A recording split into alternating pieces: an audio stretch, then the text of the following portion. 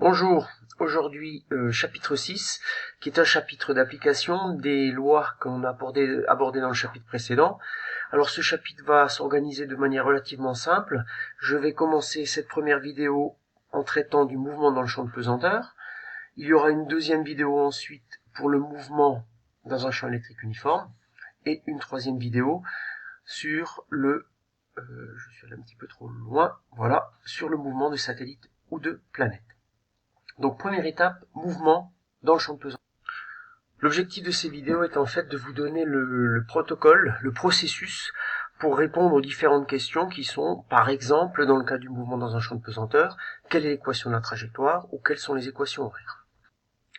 L'étude de ce système mécanique va commencer par des choses qui sont relativement classiques, c'est-à-dire, dans un premier temps, de définir quel est le référentiel. Donc ce référentiel, on étudie un mouvement dans le champ de pesanteur, donc le référentiel est le référentiel terrestre. Une fois qu'on a choisi le référentiel, on choisit le repère. Donc quel est le repère? C'est le repère X, O, Z. Quel est le système? Le système est la masse, l'objet. Donc on va dire c'est l'objet représenté par la lettre petit g. Et une fois qu'on a fait tout ça, on va définir les forces, c'est-à-dire quel est le bilan des forces appliquées. Alors, si on raisonne sur le bilan des forces, dans tous ces mouvements qu'on étudiera dans ce chapitre, on imaginera à chaque fois que les frottements sont négligeables. Donc, la première force qui vient à l'esprit est bien sûr le poids P. Y a-t-il d'autres forces? Il pourrait y en avoir une qui s'appelle poussée d'Archimède, qui est due au fait que ce solide qui se déplace dans le champ de pesanteur se déplace dans un fluide, l'air, et donc subit de la part de celui-ci une poussée verticale de bas en haut qu'on appelle poussée d'Archimède. En norme, cette poussée d'Archimède est relativement faible, ce qui fait que dans notre modélisation, on n'en tiendra pas compte. De même que tous les frottements, qui naturellement existent, puisqu'on a un mouvement dans l'air, mais là aussi, on va les négliger pour éviter de compliquer et de complexifier la résolution du problème. Une fois qu'on a fait le bilan des forces, qu'est-ce qu'on écrit? On écrit la deuxième loi de Newton, qui est la loi qui va nous permettre de commencer cette résolution. Quelle est cette deuxième loi de Newton? La somme des forces extérieures ressenties par l'objet est égale à m fois son accélération. Quelle est la seule force? Le poids. Donc le poids est égal à ma. Comme on sait que le poids c'est mg, on se retrouve avec la première relation qui dit que l'accélération, le vecteur accélération est égal au vecteur champ de pesanteur petit g. Cette relation-là est une relation vectorielle. Cette relation vectorielle, on va être amené à la projeter dans un repère.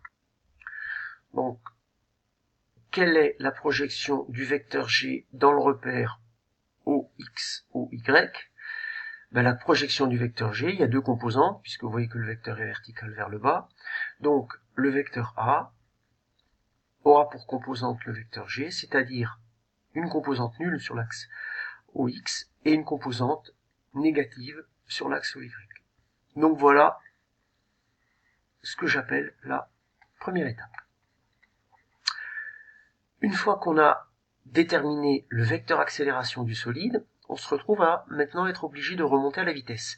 Comment trouve-t-on la vitesse? On va se servir de la relation qu'on a vue dans le chapitre précédent, qui nous dit que l'accélération, c'est la dérivée de la vitesse par rapport au temps. Donc là, on est sur une relation vectorielle. Cette dérivée de la vitesse par rapport au temps veut donc dire que la vitesse va être la primitive de l'accélération par rapport au temps. Je passe donc à l'écriture du vecteur v en disant le vecteur v, c'est un vecteur qui a deux composantes, et ces deux composantes doivent être les primitives de ce que sont l'accélération. C'est-à-dire, ici, quelle est la grandeur qui, lorsque je la dérive, donne 0? C'est donc la primitive de 0 par rapport au temps, c'est ce que je vais appeler constante 1. Qu'est-ce qui, lorsque je le dérive, donne moins g? la variable étant le temps, on aura donc moins gt, plus toujours une constante que je vais appeler constante 2. Donc je répète, la grandeur qui est là, lorsque je la dérive, doit me donner la grandeur d'accélération. On regarde cette relation-là. Cette grandeur qui se trouve ici, le moins gt plus constante 2, lorsqu'on la dérive, me donne la composante sur sur z, de l'accélération. Donc on a maintenant une expression de v qui fait apparaître l'intensité du champ de pesanteur, la variable, et deux constantes.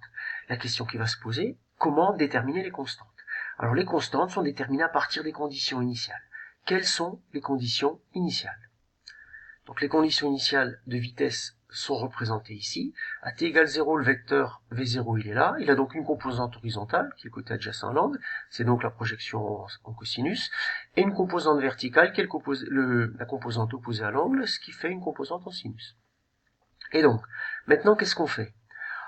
Je dis donc que je m'intéresse à t égale 0. Donc le vecteur v, qui est un vecteur général, doit naturellement être égal à ce qu'est le vecteur v0 à t égale 0.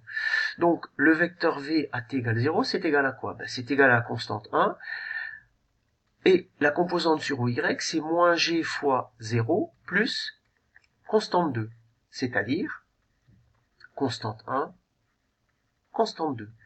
Et on sait aussi que ce vecteur est égal à v0, c'est-à-dire est égal à v0 cos alpha et v0 sin alpha. Ce qui veut donc dire que la constante 1 sera égale à v0 cos alpha et la constante 2 à v0 sin alpha. On arrive donc à l'écriture suivante, qui est que le vecteur v est égal sur OX à la constante 1, c'est-à-dire v0 cos alpha, et sur OZ à moins gt plus la constante 2 qui est égale à v0 sin alpha. Et donc voilà l'expression du vecteur vitesse du solide au cours du temps. Ceci s'appelle et correspond à ce que j'appelle la deuxième étape. Et il nous reste une dernière chose à faire. On est passé de l'accélération à la vitesse. On va maintenant devoir passer de la vitesse à la position. Donc le processus est le même, puisqu'on sait que la vitesse, par définition, le vecteur vitesse, c'est la dérivée du vecteur position. Dérivée de OG par rapport au temps. Donc quand je vais commencer à chercher les composantes du vecteur OG sur les deux axes, je vais me dire, qu'est-ce qui, lorsqu'on le dérive, donne V0 cos alpha? Tout simplement, V0 cos alpha t plus une constante, que j'appelle constante 3. Qu'est-ce qui, lorsqu'on le dérive, donne moins gt plus V0 sin alpha? Moins gt carré, divisé par 2, puisque la dérivée de moins gt carré sur 2 vous donnera donc la dérivée de t carré c'est 2t. Le 2 va s'annuler avec le 2 qui est au dénominateur, et on retrouvera donc moins gt qui est là. Plus v0 sin alpha t, plus une constante que j'appelle constante 4. Et comme tout à l'heure, comment va-t-on déterminer les deux constantes? À l'aide des conditions initiales de position. Donc ces conditions initiales figurent ici, à t égale 0, le vecteur rouge est 0, le solide est sur l'axe vertical à la hauteur h, son abscisse vaut donc 0, son ordonnée vaut h. Donc qu'est-ce que je fais maintenant? Je vais remplacer à t égale 0, dans l'expression de OG, la variable t par 0. Donc ici on a quoi? On a V0 cos alpha, le tout fois 0, plus constante 3, et dans l'expression du bas, on a moins g fois 0 carré divisé par 2, plus V0 sin alpha, le tout fois 0, plus constante 4. Donc ce vecteur se simplifie puisqu'on se retrouve avec uniquement les deux constantes, constante 3 et constante 4, et que tout ça doit être égal au G0, c'est-à-dire au vecteur 0h.